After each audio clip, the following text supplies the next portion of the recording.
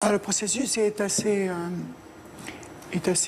simple et compliqué à la fois. En fait, on passe tous les hommes passent par un moment où ils sont femmes avant que le pénis ne se développe. Et on remet les choses à l'état où elles ont été au moment du développement. Rien compris, moi. Alors, on recommence. L'origine, si je peux me permettre, l'origine des organes génitaux, qu'ils soient masculins ou féminins, est la même. Pour le fœtus indifférencié au départ, si ce n'est sur le plan génétique, et il y a différenciation. Voilà, il y a différenciation. Le clitoris est l'équivalent de la verge, le vagin, les grandes lèvres sont les équivalents du scrotum. Ovaire équivalent de testicule. Donc ça, c'est à quel moment? Là, c'est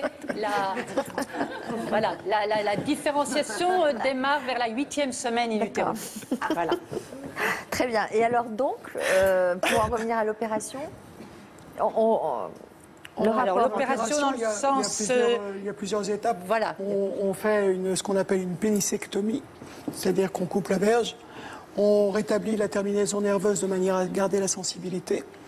Et avec le scrotum, on crée un vagin. L'opération, pour moi, a duré 6h30. 6h30. Et pourquoi en Thaïlande, ils sont spécialistes? Il y a une longue tradition, déjà culturelle, par rapport au troisième genre, et puis une grosse pratique de la chirurgie de réassignation sexuelle en Thaïlande. Ce sont des chirurgiens qui sont très compétents et qui ont été formés aux États-Unis et qui dans des cliniques tout à fait... Ça, j'étais en attente de l'admission. Et j'étais encore un peu angoissée parce qu'on m'a dit qu'il faut encore passer devant un psy.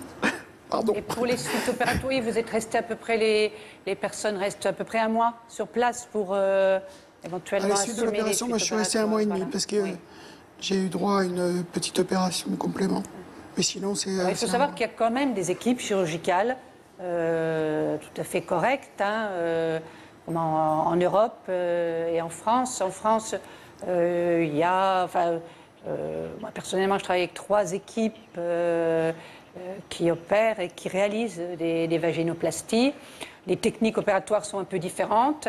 La solution d'être opéré à l'étranger est une solution finalement relativement coûteuse, puisque c'est en pourparlers avec les... J'ai pas le choix.